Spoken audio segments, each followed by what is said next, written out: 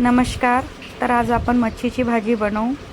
त्यासाठी लागणारे साहित्य: कांदा कट करून घेतलेला आहे आणि त्यामध्ये मेथीचे दाणे थोडेसे भाजलेले आहे तव्यावरती, हलकेसे भाजायचे आणि ते कांद्यामध्ये टाकून त्याचा एक पेस्ट तयार करायचा.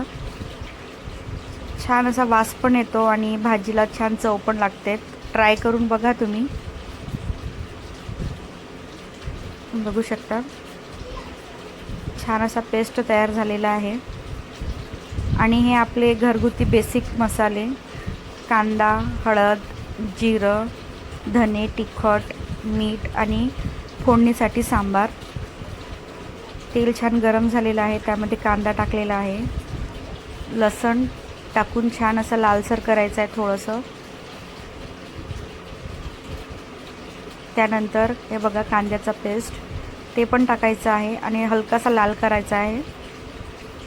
बघा छानसा लालसर झालेला आहे. त्यामध्ये सांबार, फोडणीमध्ये सांबार टाकायचा. त्यानंतर भाजलेलं खोबरं ते पण ॲड करायचं आहे आणि आपले हे बेसिक मसाले टाकायचे आहे. मी कोणताही पॉकेटचा किंवा बाहेरचा मसाला टाकलेला नाही आहे, आपले घरगुतीच सिंपल मसाले टाकलेले आहे. त्यानंतर मच्छी ॲड करायची. बघा मच्छीची भाजी हे लवकर 1 ते 2 उकडीमध्ये लवकर शिजते. बनवण्यात पण सोपं असते. बघा उकळी आलेली आहे.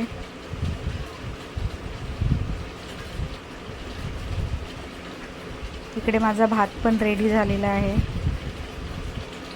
बघा सांबार टाकून भाजी तयार झालेली आहे.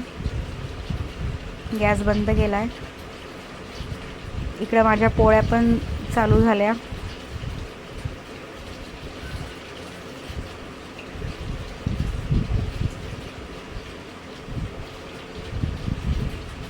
त्यानंतर घरचे काही लोक फिशची भाजी खात नाही, तर त्यांच्यासाठी अंडा भुर्जी ते तयार करत आहे.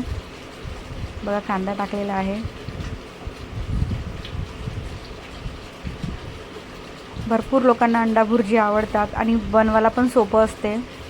कुणाकुणाला अंडा भुर्जी आवडते कमेंटमध्ये सांगा. आणि हो, मला लाईक आणि सबस्क्राईब करत चला. थोडासा सपोर्ट पाहिजे तुमचा सर्वांचा. त्यामध्ये आपले बेसिक मसाले टाकलेले आहे. ते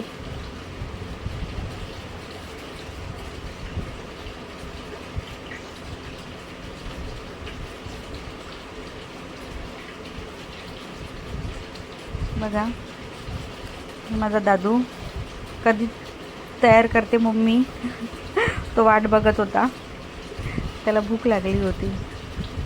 बघा लालसर छान कांदा झालेला आहे. मसाले पण टाकले आहे, तिखट, मीठ, हळद. खूप सिंपल असते. बघा अंडे पण ॲड केलेले आहे. अशा प्रकारे माझी भुर्जी पण रेडी झालेली आहे. सो आता आम्ही जेवण करतो. Tata, bye bye.